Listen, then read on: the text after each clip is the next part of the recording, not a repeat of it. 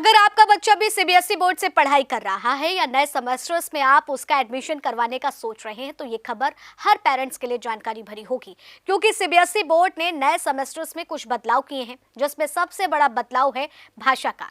CBSE के नए semesters में यानी कि 2026 से 27 से कक्षा 6 में हर बच्चे को 3 भाषाएं सीखनी होंगी। इनमें से कम 2 भारतीय भाषाएं जरूरी होंगी ताकि बच्चे अपनी जड़ों से जुड़ें और बहुभाषी बने। इसमें R1, R2 और R3 के रूप में से बांटा गया है, जहां R1 उसकी मुख्य भाषा होगी, R2 उसकी दूसरी भाषा होगी और R3 यानी कि उसकी तीसरी भाषा होगी, जो R1 और R2 से अलग होनी चाहिए।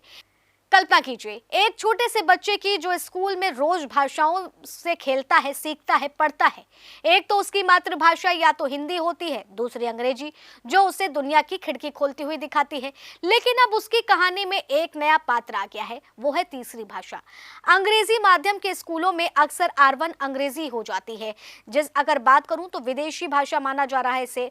R2 हिंदी का क्षेत्रीय भाषा हो जाता है और R3 संस्कृत कोई दूसरी भारतीय भाषा जैसे तमिल, बंगाली, मराठी या पंजाबी वगैरह हो सकती हैं।